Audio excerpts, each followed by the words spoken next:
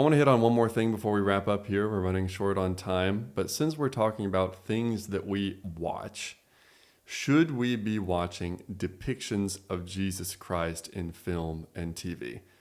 The Chosen is super popular among Christians.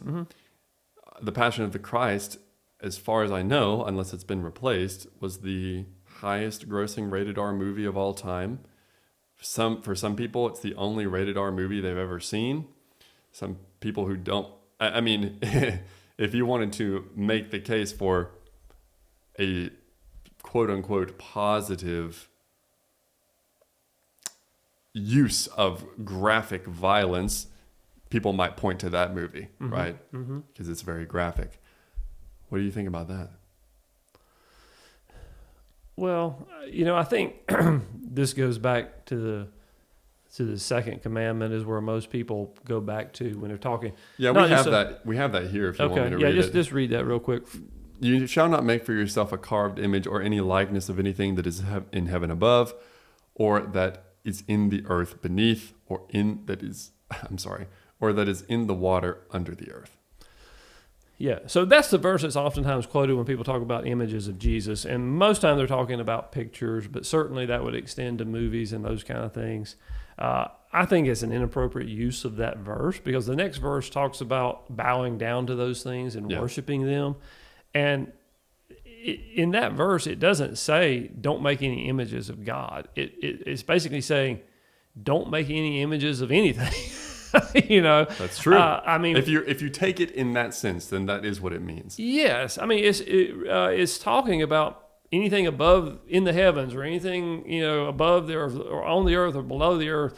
I mean, we're talking about the sun, the moon, the flowers, the animals, our kids. I mean, if you read the verse literally, that's what it's saying. It doesn't say don't make an image of Jesus, right? And so. But I think the intent of the verse is don't worship those things. Yeah. I think where people have drawn a line and say don't make any images of Jesus is they understand the nature of ourselves to take an image and to have it supplant the real person of God. The part of God that just, the extent of God that cannot be captured in a picture, right? I mean, because if you look at things that have happened, I mean, somebody in Italy makes a piece of toast and there appears to be an image of Jesus that comes out of the toaster. And literally people from all around the world will come and view this, And so these things happen. Yeah. And so that's the part of us, I think, that people who have promoted this idea of no images of Jesus, I think that's where they're coming from. And I understand that line of thinking.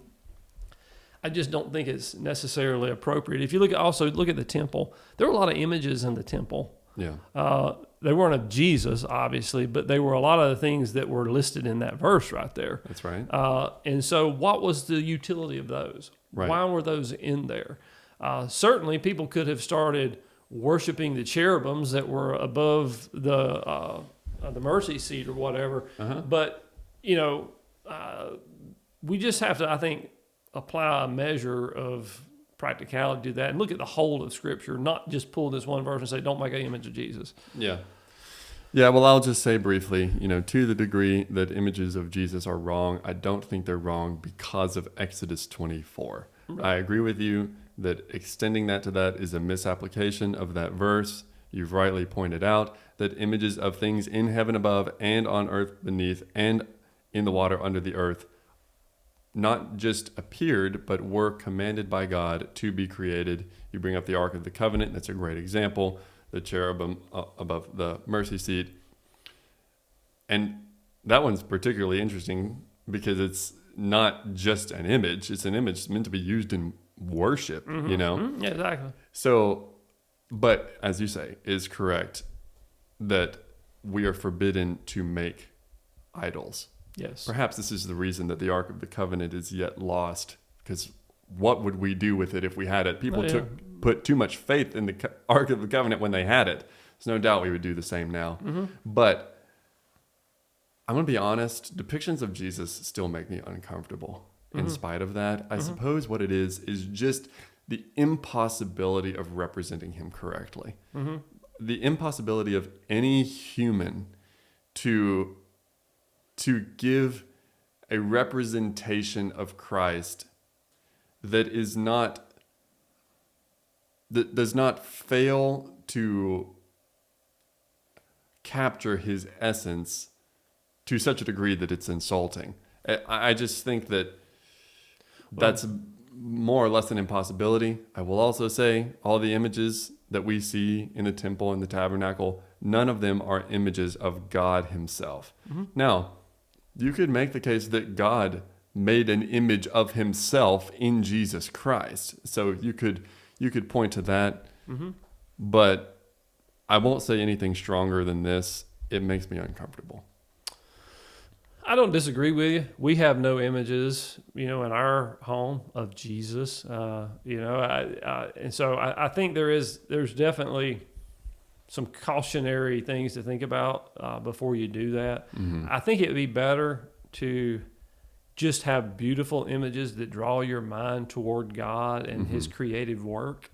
I think that would be better because, as you just pointed out, no artist, no matter how brilliant they are or how talented they are or how skilled they are, can capture the essence of God or even the essence of Jesus.